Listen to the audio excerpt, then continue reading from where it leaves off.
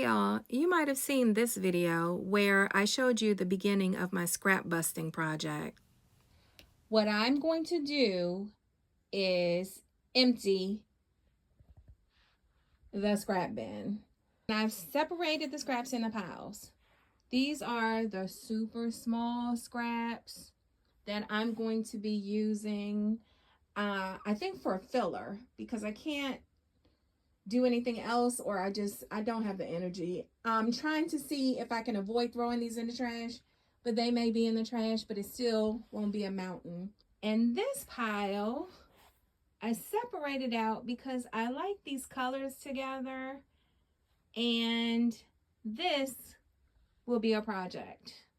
So in this video, I'll be showing you the first project to get rid of my scraps. And I'm calling it the prickly pillow. This is the pile. Oh, excuse my nails.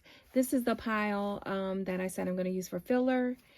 And the quickest project I can think of to use all of this filler is obviously a pillow. So what I'm going to do is very unconventional, but you know what? I'm trying to do this quickly. So I'm going to smash all of these scraps together into the shape that I think will make a pillow. And I'm going to measure it. Very simple. So I got it all kind of in a squarish pile. And got my tape measure, which because I'm left-handed is going to look upside down to y'all. So I'm going to roughly measure it just so I can get the size of the fabric that I need. And I'm going to say it's going to be 2 feet. Right? Yeah. So I'm going to cut 4 pieces of fabric, 2 feet by 2 feet. The first set will be the pillow liner, which is what's actually going to be stuffed. And then the other one will be a decorative cover for the pillow, which I have not decided on yet, but let's just take care of the basics first. The first step is to make a pattern, especially since I think I'm going to make this pillow more than once. Initially, my measurement was 24 inches, and I was going to do 24 by 24, but after looking at it on the mat, I kind of doubted myself and shortened it to 20 by 20. I had some leftover paper from printing patterns. As you know, I upcycle, so I rarely throw anything away. That's why the paper's so wrinkled, but I decided to use that to make my pattern. And I decided to fold the paper in half so it would be easier to manage. And so I could easily find the center and use that center and the measuring mat to make sure that the pattern was squared off. So that was the process, just to get the pattern and make sure that it was correctly squared and even on all sides. So now you can see that the pattern is all cut out and ready to use. You might see those diagonal lines on the pattern. I use that to find the center of the pattern, and then also I figured those diagonal lines might help me in the future for a different project where maybe I wanted to use half of the pattern for different fabrics or whatever. It's not really relevant for this particular project. I used some of the fabric that was used to make an old sample garment, which was also in the scrap pile. That particular scrap was still in its original size, so it was really big, and I was going to use it for practice, for dye practice. So you may have seen it in the video where I was showcasing my awful my awful mess in my studio, but that is also part of the scrap pile. And so I decided, instead of using it for dyeing, that it would be ideal for the interior of the pillow. Um, and so that's where that fabric came from. But because it's actually made into a garment, it's a sample garment, it wasn't a whole piece of fabric. Even though it was large, it's not a whole piece of fabric, which is why I couldn't fold the fabric in half and cut the pattern. I had to cut whole separate pattern pieces.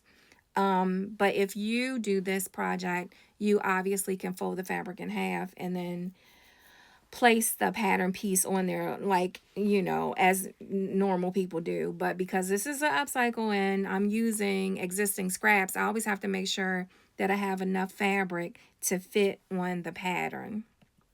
I really should have ironed the fabric, but I was so concerned with just making sure that the pieces fit on the pattern that, you know, I was just being lazy and didn't iron it.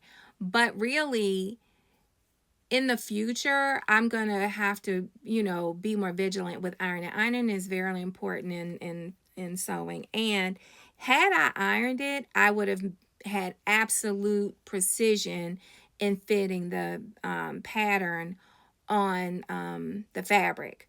But it's just a square and it's an interior pillow, so it wasn't that serious. But you will see that this will come up later on when I'm doing the outside part of the pillow. I did, however, remember to add a 1-inch seam allowance all the way around. So I was happy about that, because even though I write the note on the pattern, I often forget. So after the pieces were cut out, I took it to the sewing machine and then I sewed it on 3 sides with the right sides together. I sewed 3 sides together completely, and I took the one side where I'm going to stuff the pillow, and I only sewed it to a portion so that I left a little gap open so that I could stick my hand in and fill up the pillow with the stuffing. In most cases, like when you're using polyfill, you would leave just a small area open, but as I have so many scraps, I wanted to just be able to put my hand all the way in, so I kind of left like a bigger opening. So this was the start of the most tedious part of this project, which was unexpected. I thought filling the pillow would be super fast. I initially filled the pillow with scraps, and just to see how many would fit, right? And so I was right. My calculation was right, even though I measured it in a crazy way. All of the scraps actually fit in the pillow, but then at that time, I realized the scraps were still too big. And there were also like big pieces that really were too big to fit in the pillow. So at that moment, I realized I'm going to have to take all of these scraps and sort through them, because I want to cut them up. And in the process of cutting them up, I wanted to make sure that there were no hard pieces attached to fabric, like zippers and buttons. And so I literally had to resort all of the tiny, tiny scraps and fish out big pieces for other uses. And then I had to hand cut all these little tiny scraps into even smaller scraps. So at that point, it just became something to do while I watched a movie. So I'm still cutting scraps. I am making them small. Here you go, so you can see. So that they will be stuffed into the pillow. And I have come up with a system where I will look at a piece, and well, this one I'm going to cut up. But pieces that are really big like this, I'm going to, if it's about 12 inches or maybe 10, like if it's a big size, I'm going to put it aside and see if it can be used for a different kind of project. And but all the smaller ones I'll cut up, and then if I need more, I'll cut up the big pieces that were in here. But yeah, this is this is taking a long time. So I have gone through all the scraps. The scrap bin is empty. Here is the pillow. I actually filled it up. So I guess I was right. I mean, I guess it could have been 24 by 24, but I don't think it would have been as stuffed. So I think I did good changing the measurement. So I think I did a good job changing the size of it. It's very full and all the scraps fit in.